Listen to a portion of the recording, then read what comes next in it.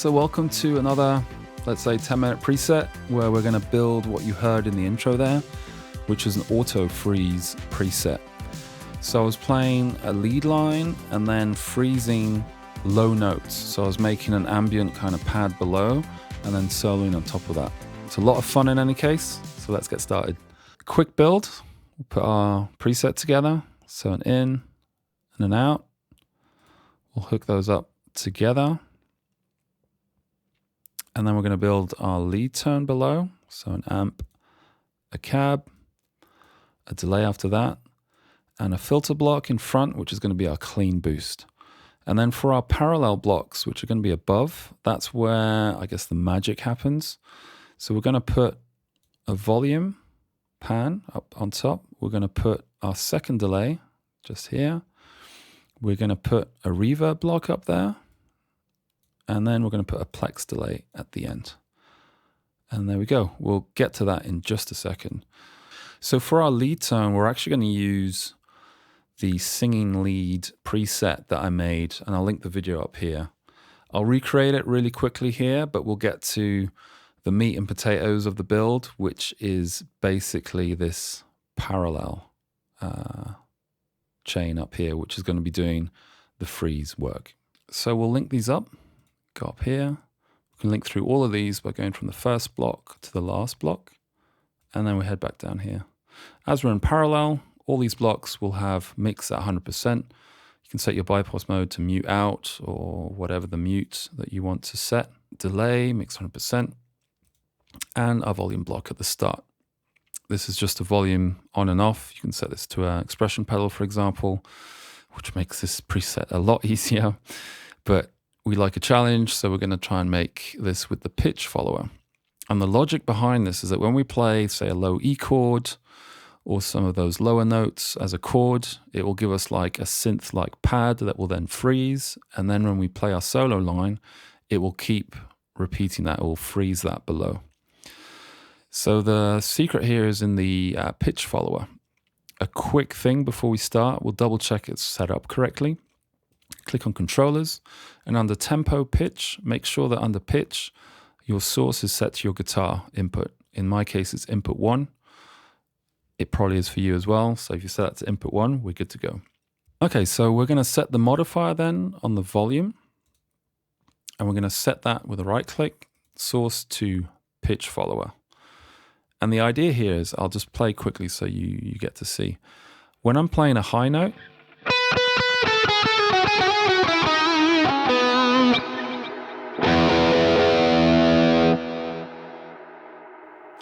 so when I'm playing a high note, you see it's much higher up on there. So basically, whenever it's up here, when we're playing high notes, that's where the max parameter range will be.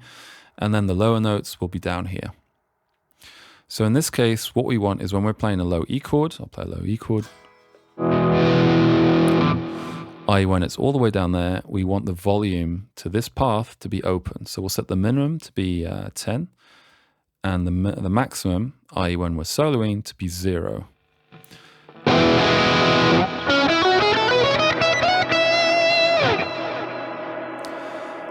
The problem is, when we're soloing and we're playing up here, it's not completely cutting off the volume going to our freeze block, but that's what we want.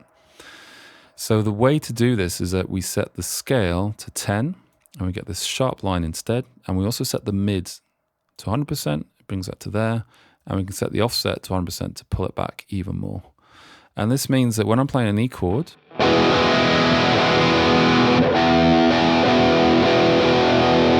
just play the bottom 2 notes. It's down there.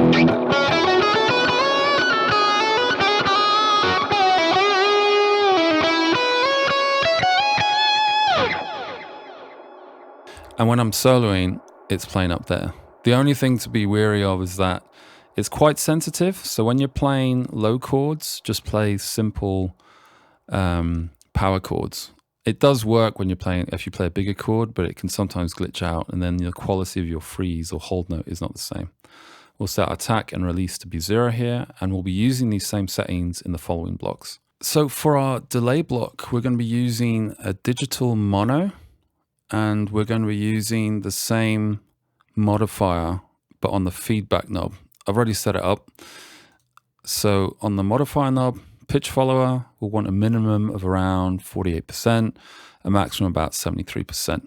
And we use our same settings here. So basically when we're playing those low notes, it will be at the lower feedback range. And when we start soloing, it will open things up. And on the reverb block, this is where the magic happens, shall we say. We're going to be putting a pitch follower on the stack hold knob. So right click on there, pitch follower, using the same settings.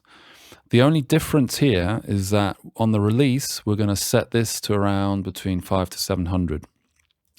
The reasoning for this is that the pitch follower is quite sensitive. So when you don't set this and you just play, it will definitely work. And I guess this is down to taste. But when it picks up some lower notes, it might not glitch out, but it will turn off the hold for a millisecond. That's maybe not something that you want. So by setting the release a bit higher, I mean, it would probably also work with a release of around 500. It will keep in that higher range and it won't switch from hold to off. So the freeze will keep going. I found this value around 500 to 700 seems to work quite well for the release, and we leave the rest as is. And then the Plex delay, I've found that the delay swell mode works really well for this sort of tone. It gives this nice kind of keyboard pad that sort of fades in quite nicely. I've set the level now at -5 just to pull it back a bit so that we hear the lead tone better. And this is what this sounds like.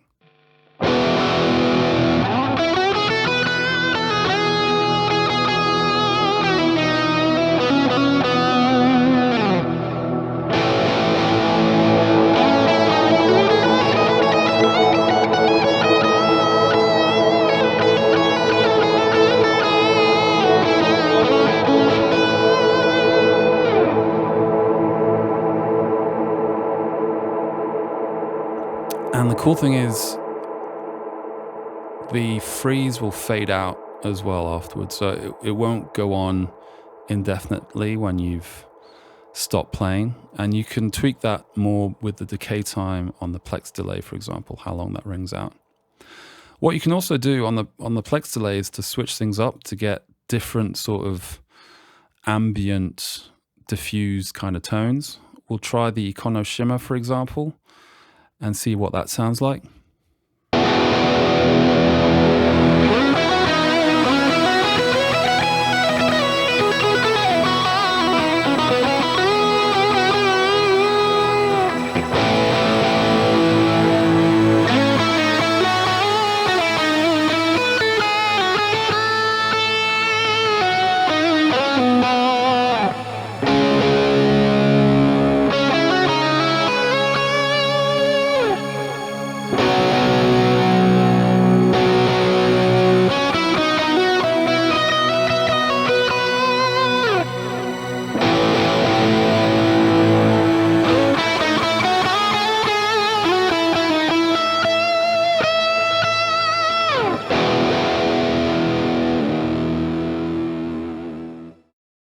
So something I realized after recording the video, I noted it in the subtitles, is that the level of the freeze can sometimes get a bit overbearing, but you can control that with either EQ and compressor.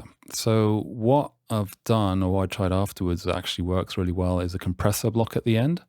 So we'll fix what we just set up.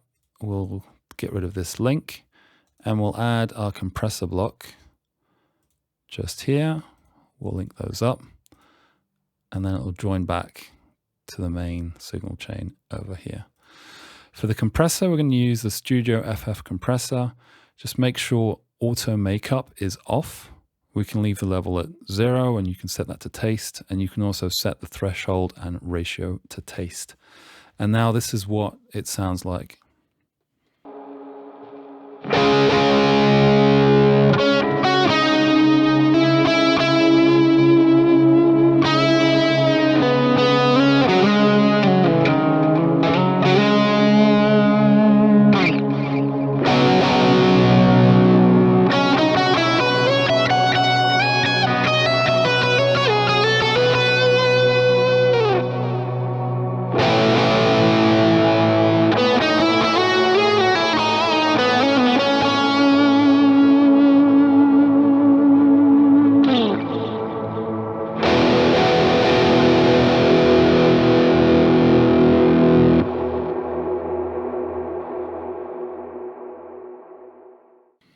And sometimes what can happen is that the freeze sort of glitches out. It thinks you're still soloing, so it stays on hold, so you still hear that pad note.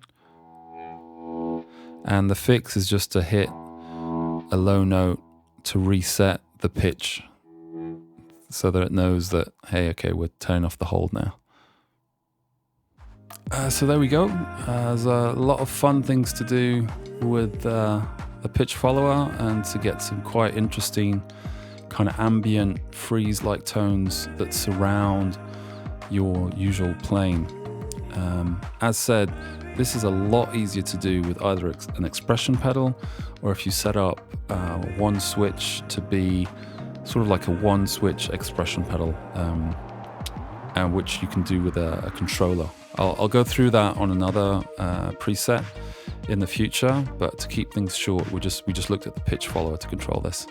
So I've saved this preset and I've uploaded it online, so it's there's a link in the description so that you can mess around with it and see what you come up with.